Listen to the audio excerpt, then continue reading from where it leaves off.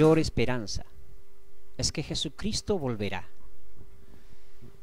Pero algunos se apresuran a considerar esta instancia maravillosa como algo totalmente y exclusivamente positivo. Pero creo que nos equivocamos al considerarlo así. No debemos olvidar que Cristo va a venir una vez más, también para juzgar al mundo y en particular manera para juzgar a la iglesia, para juzgar a los cristianos. No será un juicio de condenación. El juicio que Dios hará, que Cristo hará a su regreso para con la iglesia, será un juicio de evaluación por lo que hemos hecho, de evaluación por nuestro ministerio. Él viene a evaluar tu trabajo. Él viene a evaluar mi ministerio, mi servicio, tu ministerio, tu servicio. Y por eso es importante que en esta mañana pudiéramos contestarnos a la pregunta de cuáles serán los criterios que Cristo tendrá en mente ese día para juzgar nuestro servicio y para juzgar nuestro ministerio. En la parábola de las 10 minas que hemos estado leyendo al principio, nosotros encontramos la respuesta a esta pregunta. En primer lugar, Jesucristo evaluará nuestro servicio en base a nuestra intención. Según el pasaje bíblico que hemos leído, debemos considerarnos mayordomos de Dios, siervos y siervas de Dios. Y esto quiere decir que todo lo que somos y todo lo que tenemos le pertenece total y exclusivamente a Dios. Nada de lo que somos y nada de lo que tenemos es nuestro, todo es de Él. Nada nos pertenece realmente. Y Él espera que usemos lo que le pertenece a Él y que Él nos dio por un tiempo, solo para su gloria y para su honra, para la extensión del reino de Dios. No tenemos derecho de usar nuestra vida y de prestar algo de nuestra vida a Dios, como muchos piensan, porque todo lo que somos y todo lo que tenemos es pura y exclusivamente de Él. Sin embargo, la mayoría de nosotros nos resistimos a la idea de perder el control. Nos asusta la idea de ceder el control de nuestras vidas. Por supuesto que estamos dispuestos a dar, estamos dispuestos a ofrendar, estamos dispuestos a ayudar, estamos dispuestos a hacer algo para Dios, ofrecer algo de nuestra vida para Dios, pero siempre y cuando no perdamos el control de nuestra existencia, siempre y cuando quede claro para Dios y para nosotros que somos los dueños de nuestra vida y que estamos voluntariamente dándole algo a Él. Siempre, por supuesto, siendo nosotros los dueños de nuestra vida, pero tenemos que entender que no es así. De ninguna manera es así. Estamos equivocados al enfrentar o al afrontar el servicio a Dios, cualquiera que éste sea, con este criterio. Estamos equivocados porque el dueño de todo y el dueño de nosotros mismos es Dios. De manera que no es lo que nosotros damos a Dios, es lo que Dios espera que nosotros usemos de lo que Él nos dio. La idea de que somos administradores de Dios, la idea de que somos mayordomos de Dios, debe determinar definitiva y completamente nuestra vida, debe definir nuestra vida. Y si se nos preguntara quiénes somos en realidad, qué somos en realidad los cristianos, no debiéramos dudar en responder que somos nada más y nada menos que mayordomos de los dones y de los bienes de Dios. En segundo lugar, Cristo evaluará nuestro servicio en base a la fidelidad. Lamentablemente, en la actualidad, los cristianos buscan en sus vidas y en sus ministerios ser exitosos. Eso es lo que buscamos. Y esta búsqueda del éxito produce en nosotros una profunda frustración. produce una profunda frustración, porque ese éxito, de acuerdo a lo que el mundo llama éxito, es algo imposible de alcanzar para la enorme mayoría de nosotros. De manera que ser exitoso o alcanzar el éxito para Dios es frustrante, porque la mayoría de nosotros no podemos cumplir nuestras propias expectativas. Pero tenemos que entender que Dios no espera de ti ni espera de mí que seamos exitosos. Él no pide que tú seas exitoso. Él pide solamente que tú seas fiel. Nada más. Eso es lo que Dios quiere de ti, que seas fiel. Eso es lo que Dios quiere de mí, que sea fiel. Y ser fiel significa tres cosas. Ser fiel, en primer lugar, es ser perseverantes en lo que hacemos. En otras palabras, debemos servir a Dios y no desmayar. Estar donde Dios nos puso al principio, comenzar algo y terminarlo. Y quiero recalcar este concepto. Tenemos que aprender a terminar lo que hemos comenzado. Porque la fidelidad es eso. La fidelidad no es ir por la vida dejando las cosas que empezamos para Dios a medio terminar, para que otro la termine. Ser fiel a Dios es comenzar algo y terminar eso que hemos comenzado, a menos que sencillamente la muerte nos sorprenda o Cristo venga antes. Y esto se aplica a la vida cristiana misma en su naturaleza. Si hemos comenzado una vida cristiana, no la podemos dejar a medio hacer. Si hemos comenzado un proceso de consagración, no lo debemos dejar a medio hacer. Ser fiel también es mantener la sana doctrina. Ser fiel es creer y predicar la verdad por sobre todas las cosas. Y la verdad es lo que encontramos en la Biblia, la palabra de Dios. Algunos creen que si tienen buenas intenciones, que si tienen un buen corazón, igualmente Dios los aprobará, aunque quizás no tengan una doctrina muy correcta o asistan a una iglesia que tiene algunas doctrinas equivocadas. Ellos dicen bien, yo tengo un buen corazón, yo hago lo mejor que puedo para Dios, pongo lo mejor de mí.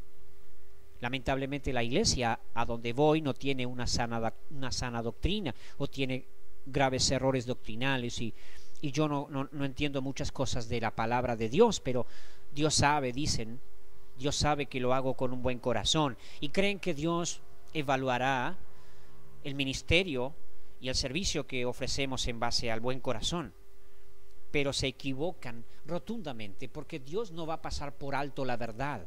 Dios no va a respaldar la mentira solamente porque tu corazón sea sincero. La sinceridad no es suficiente. Es necesario ser fiel a la palabra de Dios. Ser fiel también significa mantener bajo cualquier precio nuestra integridad. Básicamente es mantenernos limpios. No puedes perder jamás tu integridad, tu limpieza.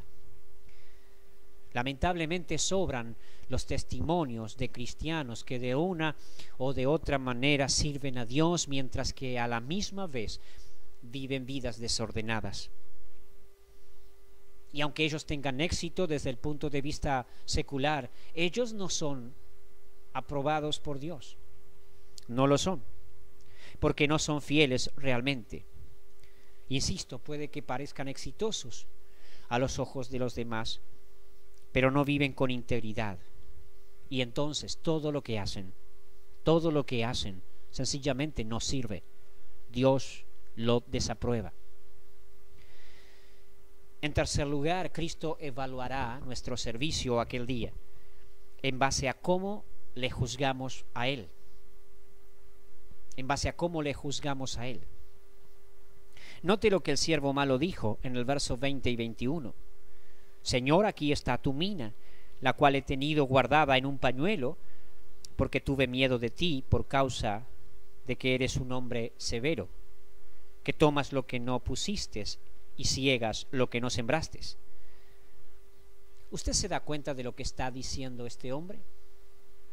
Este hombre está demostrando con sus palabras que todo el tiempo él sirvió mal y sirvió motivado por el miedo y la rebelión. Esa fue la verdadera motivación de su servicio, el miedo y la rebelión. Hay muchos cristianos hoy en día que sirven a Dios por miedo y por rebelión. Ellos oran, ellos leen la Biblia, ellos asisten a la iglesia, ellos ofrendan y ellos hacen algo en la iglesia, pero simplemente lo hacen por miedo a perder la bendición de Dios, o lo hacen pensando que Dios espera demasiado de ellos. Ellos tienen un concepto equivocado de Dios. Pero el siervo malo estaba completamente equivocado, como estos cristianos que lo hacen con una intención similar están equivocados, porque cada uno de ellos recibió la misma cantidad. Todos recibieron la misma cantidad. De modo que no era cuestión de cómo los trataba su Señor, sino de la actitud que ellos mismos tenían para con su Señor. Algunos cristianos se excusan delante de Dios con la idea de que a ellos Dios les dio menos oportunidades, menos talentos, menos capacidades o algún tipo de gracia inferior que al resto de los cristianos, y por eso se sienten justificados para no comprometerse ni consagrarse en las cosas de Dios. Pero también se equivocan, porque Dios no entregó a algunos más que a otros. Todos los cristianos hemos recibido lo mismo, absolutamente lo mismo, por lo menos aquello que realmente vale en el reino de Dios. Hemos recibido lo mismo. Yo no estoy hablando de dinero, ni de familia, ni de educación. Eso probablemente haya diferencia definitivamente hay diferencia entre un cristiano y otro, pero eso en el reino de Dios, en las cosas de la iglesia cristiana, eso no importa. Lo que importa es los dones que de Dios has recibido, y tú has recibido lo mismo que cualquier cristiano. La salvación que hemos recibido es la misma. No hay nadie en el reino de Dios que haya recibido una salvación mejor, algún tipo de gracia mejor. Es la misma salvación, la misma sangre que se vertió en la cruz del Calvario por el más encumbrado de los predicadores, es la misma que se vertió por ti y que se vertió por mí. El mismo perdón, la misma justificación, la misma redención, la misma regeneración, la misma salvación. No es una salvación diferente. Todos también hemos recibido el mismo Espíritu de Dios. Es la misma presencia del Dios omnipotente, omnipresente y omnisciente, la que está en tu vida que la que está en la vida de cualquier otro cristiano en toda la historia. No es otro espíritu, es el mismo espíritu. No es otra unción, es la misma unción. No es otro poder, es el mismo poder. No es otra persona, es la misma persona del Espíritu Santo. Y todos, cuando nos convertimos, recibimos la misma Biblia que aprender, que comprender y que compartir. Nadie aquí recibió otro libro, otra Biblia u otra doctrina. Todos recibimos la misma palabra de Dios, de manera que no hay diferencia, excepto aquella que es determinada por nuestra actitud nada más, por cómo nosotros tomamos ese don inefable que Dios nos ha dado y cómo lo usamos y con qué actitud lo hacemos.